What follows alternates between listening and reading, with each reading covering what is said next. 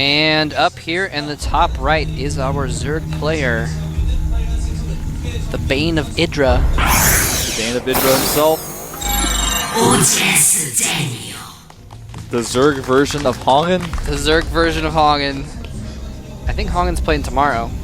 I believe so. It may be the next day actually.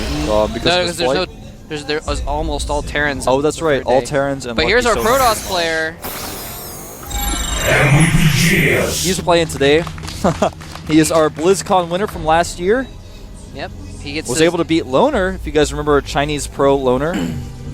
Yeah, he gets to say he's BlizzCon champion for another 5 days. Yes. Until another BlizzCon starts. Actually, it might be. BlizzCon was so awesome last year, man. We had Boxer play against Fruit Dealer. We had all sorts of cool matches. It's an awesome BlizzCon. There's gonna be really great matches this time around. We're gonna have perhaps even better matches. MVP is actually gonna be trying to get GSL champion and BlizzCon champion at the same time. Yeah, can he do it? He'll pull ahead of Nestea in championships if he wins. I think he already has more GSL points. Yes, and look at this, guys. What? This is something you see every now and then when someone goes hatch first. In this case, though, Zenio did not go hatch first. He didn't go hatch first, though. But even so, this is a very similar cannoning to what you would see before with 2 cannons before the patch. Now it takes 3, and it takes 3 on this map as well. Wow, interesting. He's going to just basically, lock Zenio in his base. This drone's going to be like, oh, hum-de-dum, make a hatchery. No! What's going on?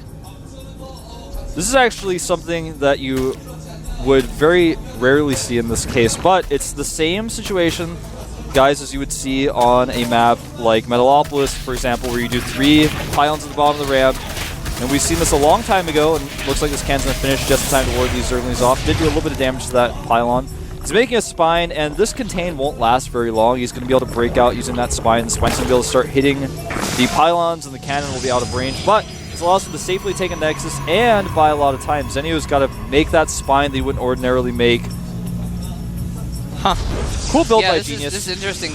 I mean, it's he had to spend a lot of money for this. Yes. He had to spend 450 minerals to make that little containment. So basically, it's kind of, you have to figure out, okay, is Zenio going to have to spend an equal amount or lose an equal amount of mining in order to deal with this to make it work? And the answer is almost always yes. But yes, in this case it is.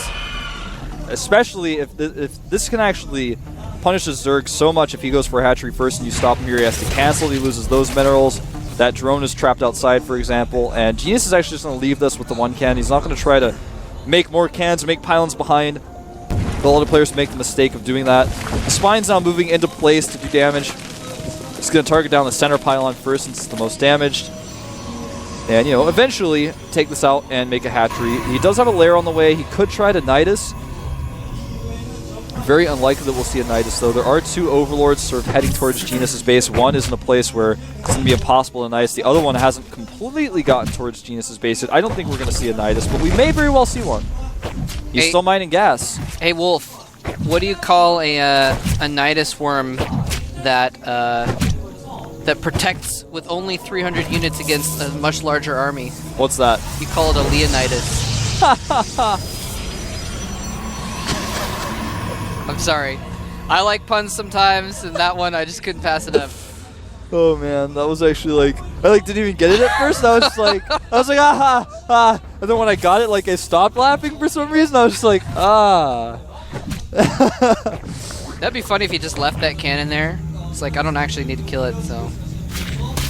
Yeah. Actually, it's good to kill it because then it's actually granting vision. Yeah, it does grant vision. It's going to kill it. He actually doesn't even show a drone sending over to attack that. He went for fast Hydras. Smart. He is starting Hydraless range right now. Speed has finished, and with these Hydras, he may try to go for a bust. He may try to Nidus. You know, again, that's a possibility. Yeah. Genius has a sentry patrolling. He also has a pylon spying the top right of his base. The left side of his base, he's got a pylon spying most of that area as well. He's going to even make an additional pylon there. Yeah. So he can see everything, and Nidus is most likely not going to work, and Zenio's not going to go for a Nidus. That's not actually even going to try to. That's really smart because, I mean, that would be a common thing for a Zerg to do when they think they're screwed, basically, is to try and do a Nidus to do a counterattack if they're stuck in their base.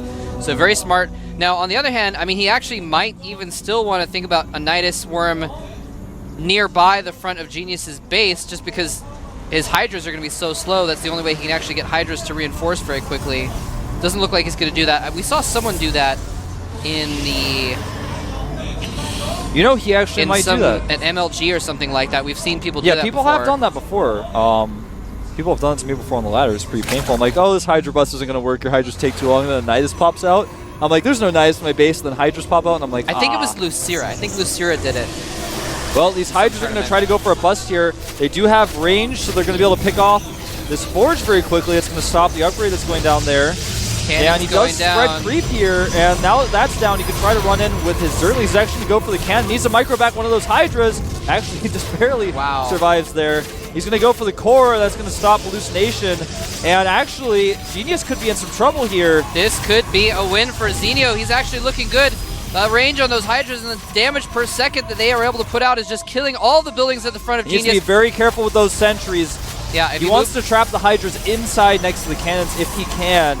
Yeah, if he moves in to try and get the Hydras, then the Zerglings can come in, and here go the Zerglings indeed, trying to kill those sentries. Nice force field trapping the Hydras in here, but the Zerglings coming good force field yet again. The Hydras are taking a lot of damage from these cannons. He did lose a lot of pros, but remember, Zenio is on one base. He's totally all in here.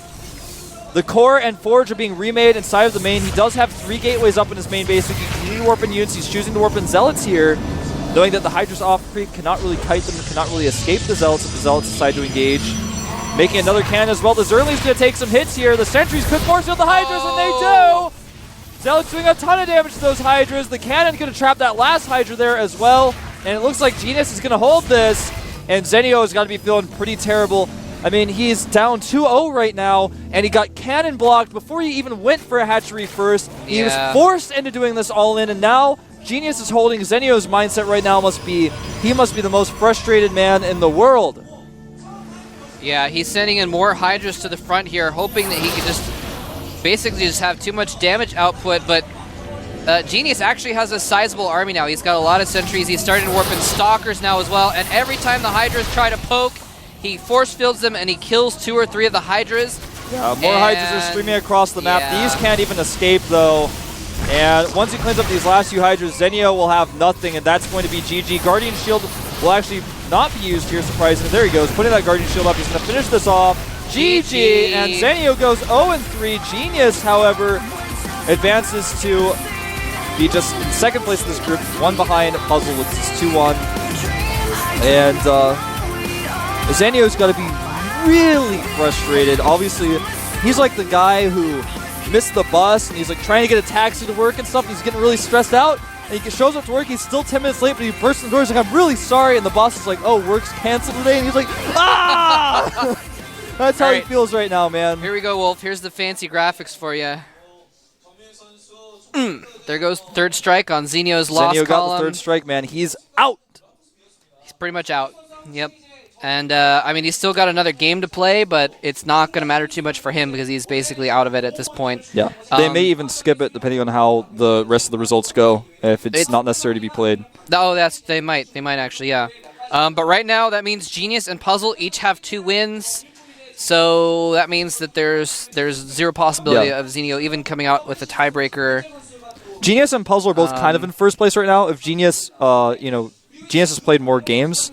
So, but he doesn't have as clean of a record as Puzzle, so we're going to have to find out with Puzzle's next game whether or not he can pass him or not. Yep.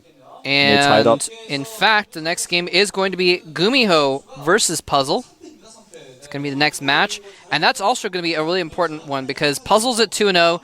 Gumiho's actually at 1-1. And so, Gumiho, we kind of thought of as the favorite of this group. And right now, Puzzle's in first, so that might be like a battle for possible first place because if Gumiho loses that, he's going to be 1-2. And Puzzle's going to be 3-0, and so Puzzle's basically clinched it. And then Gumiho will have to try and somehow fight his way into a 2-2 tie situation. And that'll be tough. So we're going to take another 5-minute break. Do not go anywhere unless it's less than 5 minutes that you're taking to go there, because we're going to come right back with some more StarCraft action.